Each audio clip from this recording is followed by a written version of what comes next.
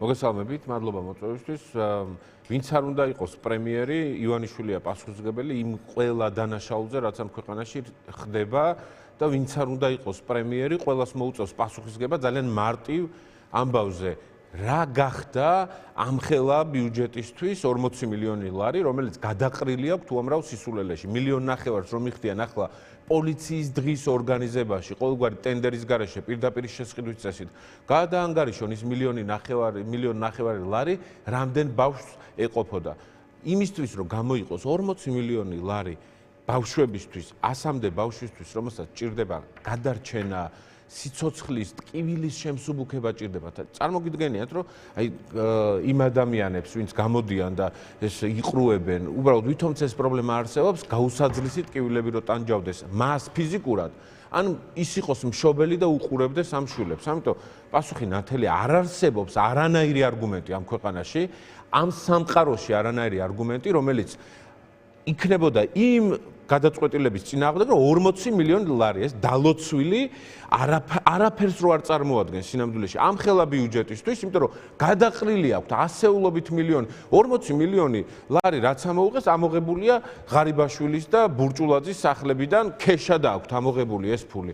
მეტი არაფერი არ არის საჭირო, რომ ადამიანებს ერთი გადავურჩინოთ შვილები და ტკივილი არ ქონდეს ადამიანს, ამის გააზრება. ბატონო, ეს ძალიან მძიმე დაავადება სხვათა შორის, ეს წამალი არის სიცოცხლის გახანგრძლივებისთვის და ყველაზე მძიმე იყო ერთ-ერთი მშობელი ამბობდა, რომ ბავშვის დაბადების დღეები არ გვიხარია, იმიტომ რომ ეს ნიშნავს კიდევ ერთ წელს და კიდევ უფრო მეტ სიახლოვეს ძალიან მძიმე გაგრძელებას. ეს ძამძიმე მოცემულობაა, რომელიც ვიზუალურადაც მე არ ვარ არც ექიმი, არც სამედიცინო ცოდნა არ მაქვს, მაგრამ იგრძნობა ეს ტკივილიც და სიმძიმეც და ერთ-ერთი ვიდეო შემხვდა სოციალურ ქსელში, სადაც თავად ბავშვები აკეთებენ მცირე კომენტარებს, რომ მათ სჭირდებათ მედიკამენტები და ასაკობრივი ზღვარი იყო 7 წელი, 8 წელი, 9, 11, 13 და ერთ-ერთი ყველაზე რომელიც ამბობდა, რომ მე ეხლა ვეღარ მიშველის ეს წამალი. იყო ყველაზე მძიმე 21 წლის ბიჭი, რომელიც თუ სხვები ამბობდნენ, რომ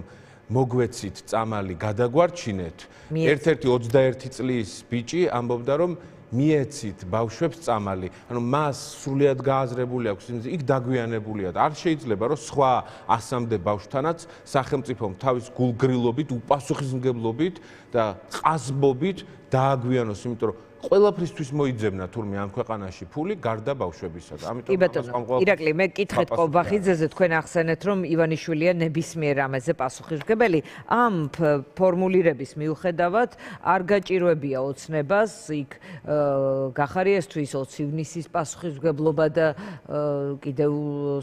კიდევ ერთი თემა, რომელიც საზღვართან დადგმულ საგუშაგოს უკავშირდება, ჩორჩანა, იქ ღარიბაშვილისთვის კორუფციაზე პასუხისმგებელი. ეს სტილიც არის მიმავალ პრემიერებს, რაღაც ტვირთს კიდებენ და შემდეგ სამართლებრივ პროცესებშიც თარგმნიან. ამიტომ რატომ ფიქრობთ, რომ ახლა შეიძლება ეს არ გამოუვიდეს?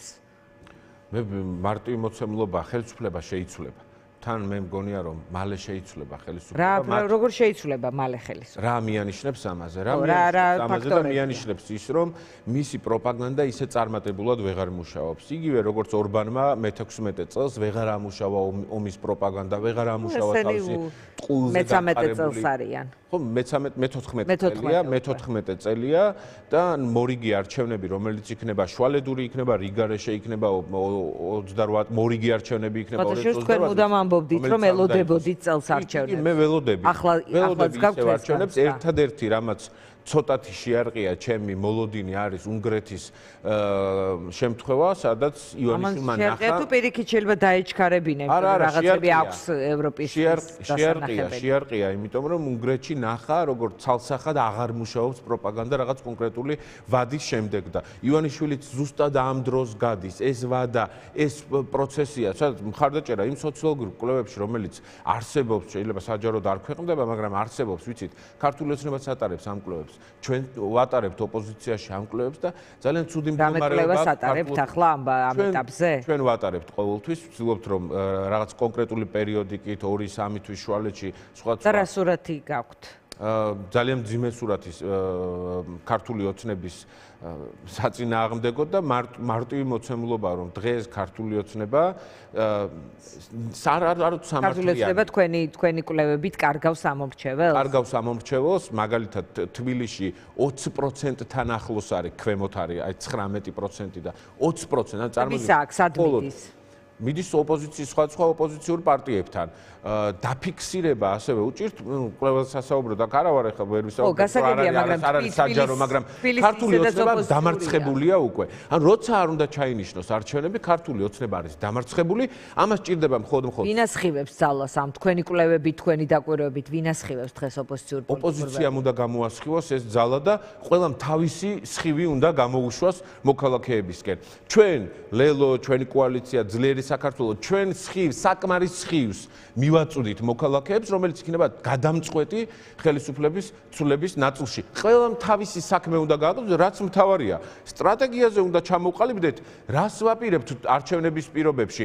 არჩევნებში მონაწილეობას აპირებენ სხვა ოპოზიციური პარტიები. ეს საინტერესოა სხვათა შორის. ჩვენი გადაწყვეტილება უკვე ნათქვამი მიღებული გვაქვს და ამბობთ ნებისმიერ არჩევნებში ნებისმიერი პირობებით. თუმცა აი ძალიან მნიშვნელოვანია. ჩვენ ვაპირებთ რამდენიმე მიმართულებით ბრძოლას. პირველი, ერთი არჩევნები მოსაპოვებელია, სამართლიანი არჩევნები მოსაპოვებელია, მეორე, არჩევნები დასაცავია შემდეგ და მესამე, სწრაფად არის დასარწმუნებელი საზოგადოება იმაში, რომ გაბედოს, შიში გადალახოს, გამოვიდეს და წინასწარ უნდა აჩვენო შენი მზაობა ხელისუფლებაში მოსვლის შესახებ, მათ შორის კომპეტენცია, მათ შორის იმ ნების გამოხატვით, რაც ჭირდება საერთოდ. ელაპარაკებით სხვა პარტიებს, ანუ გააქვთ იმ ტიპის კომუნიკაცია, რომ თქვენი სტრატეგია გაქვთ ჩამოყალიბებული, რომ მიდიხართ ყველა არჩევნებზე, ყველა ბრძოლაში. ხომ ასეა? დიახ, გადაწყვეტილად. გადაწყვეტილად. კი ბატონო. გააქვთ თუ არა კომუნიკაცია სხვებთან? ისინი რას ფიქრობენ ამ თემაზე? თუ ფიქრობთ, რომ ამ ტიპის კომუნიკაცია არ გჭირდებათ, ან ასე ვთქვათ, არაფერს არ ცulis ახლა მათი აზრი?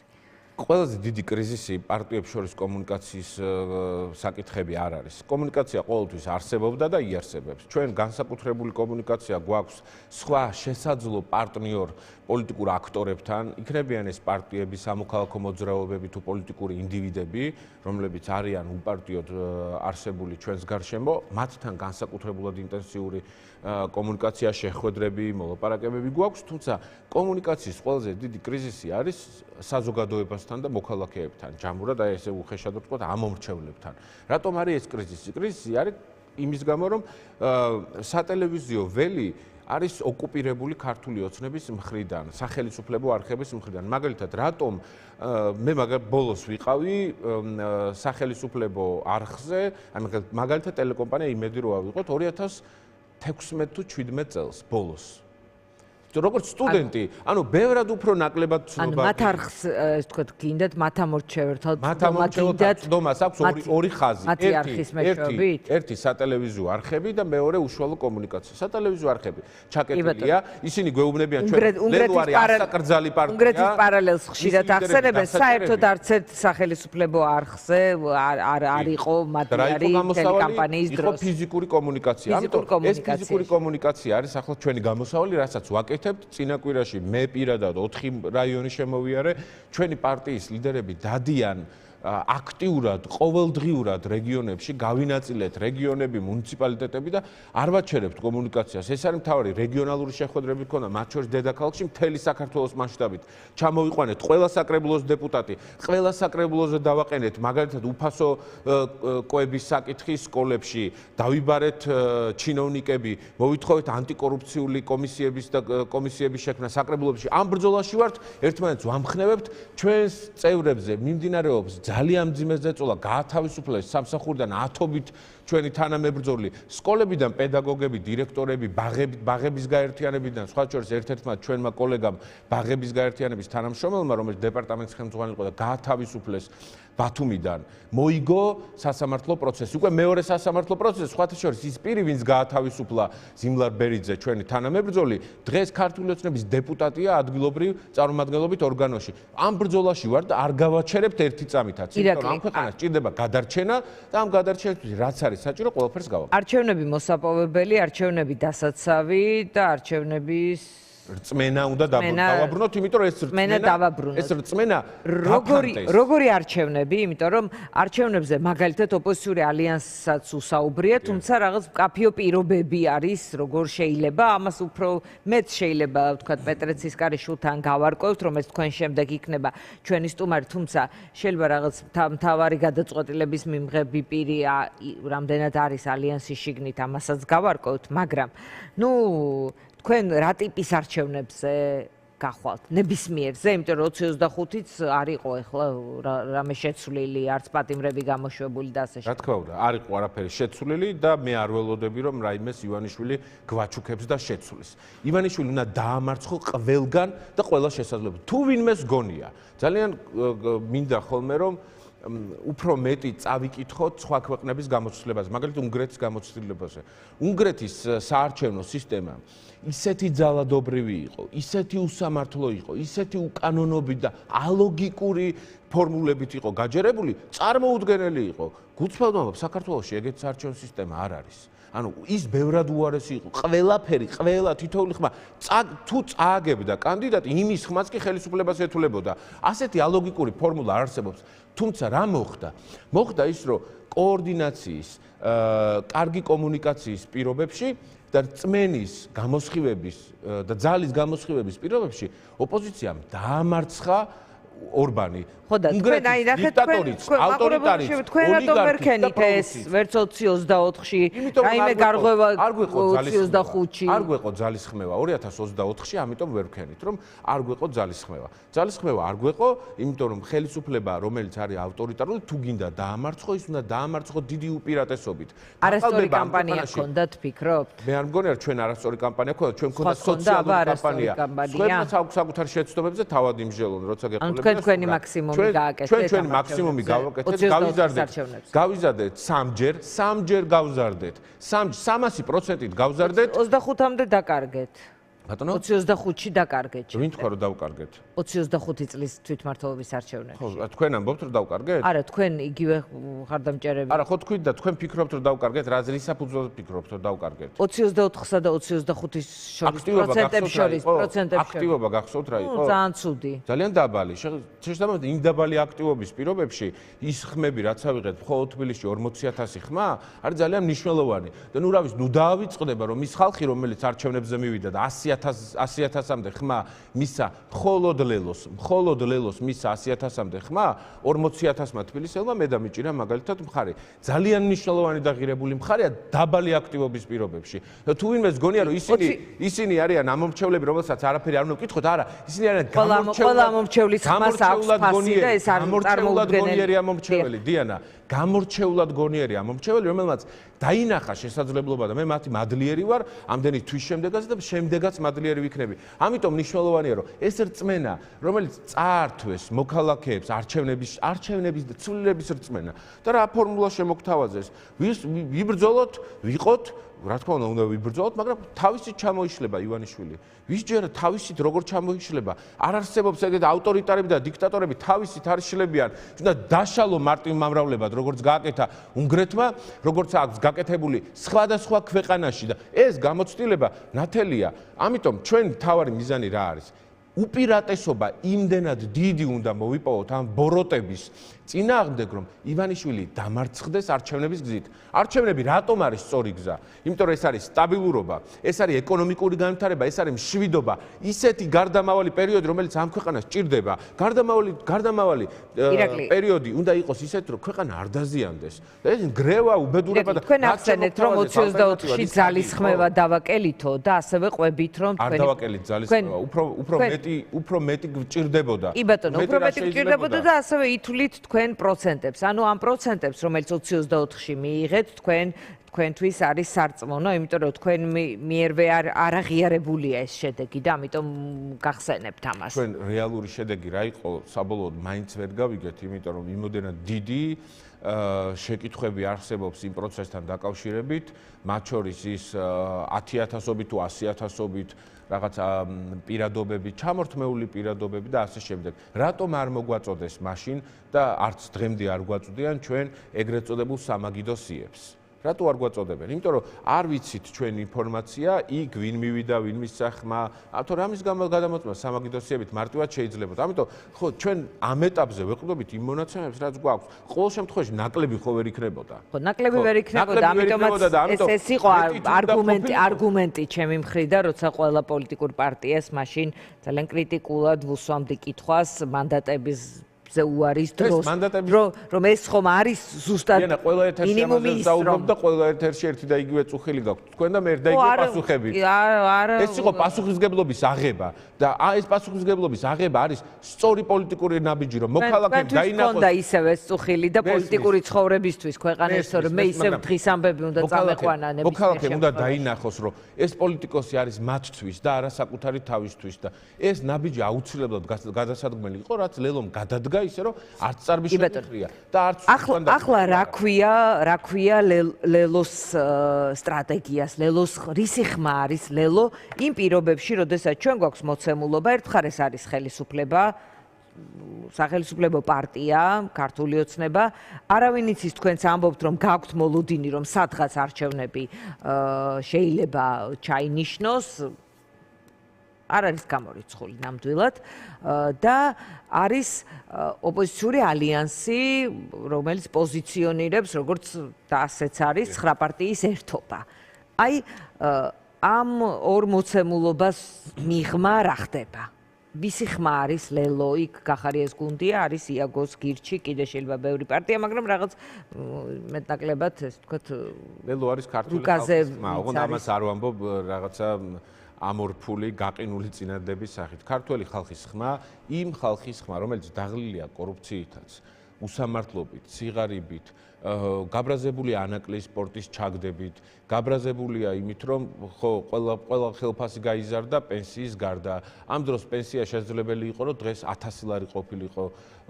გაბრაზებულია იმით, რომ მილიონობით დოლარი ამოუღეს ჩინოვნიკებს სახლებიდან და 40 მილიონ ლარს ვერ გამოყოფენ იმისთვის, რომ ბავშვებს დაეხმარონ. თუ ყველაფრით გაბრაზებული, აი ალიანსში რატომ არ შეიძლება მაგალითად და აი რატომ თქვენთან იპოვოს ნავსაყუდე? ამას აქვს თავისი გაგრძელება. ერთი მოთხოვნა არის სიახლეზე იმ ადამიანებზე, ვინც ხელისუფლებაში არ არის ნამყოფი და არ აქვს მძიმე დამღა და შეცდომები დაშვებული.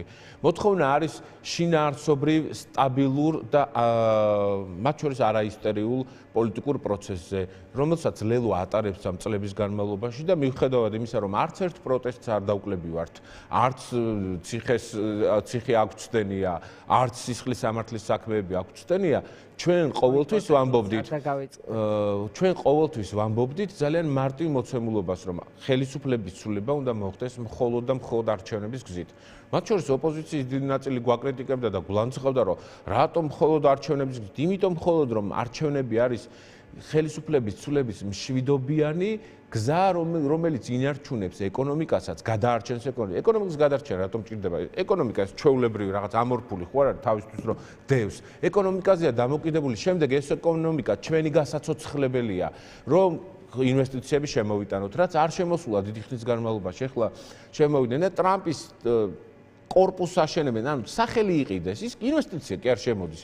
შეკითხვა, რომელიც ჟურნალისტმა დაუსვა აქ ადგილობრივ დეველოპერებს, ქართულ ოცნებასთან დაკავშირებულ პირებს, ინვესტიცია თუ შემოდისო და ვერ უპასუხეს, ინვესტიცია კი არ შემოდის, უბრალოდ ბრენდის სახელწოდება იყიდეს.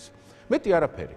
ანუ ბრენდის სახელწოდება ისედაც შენდებოდა დიანა 7 კორპუსზე კახა კალაძეს იპოდრომზე გაცემული აქვს 7 ცათამბჯენზე კორპუსი კარგია კიდე ტრამპ-ტაუერი ხომ არ შენდებოდა კი ზუსტად იგივე 7 კორპუსია უბრალოდ ერთ-ერთ კორპუსს დაარქმევენ ტრამპ-ტაუერს ამიტოა დიდი აფიორა ეს ყველაფერი ამაზეა საუბარი რომ ის თქვი ჯერ ბიძინა ივანიშვილი დააპირდა საზოგადოებას რომ იპოდრომი აჩუქა თურმე დაუბრუნა იპოდრომის ნახევარი გაყიდა 7 ცათამბჯენის შესახებ დაუმტკიცა ნებართვა ანუ რაზე შეიძლება იყოს ლაპარაკი ტყუილი და რა თქმა უნდა ერთ-ერთი მნიშვნელოვანი დღეს ხელისუფლებაში არსებობს მოთხოვნა ხელისუფლებაში იყოს კოალიციური მმართველობა რომ დაზღვეული იყოს ერთპიროვნული ერთპარტიული მმართველობის შეცდომებისგან საქართველოს ამიტომაც ჩვენ ვართ სწორედ ის ბალანსი რომელსაც შეუძლია წარსულ შეცდომებს აწმყოს შეცდომებს არ გადააყოლოს ქვეყანა და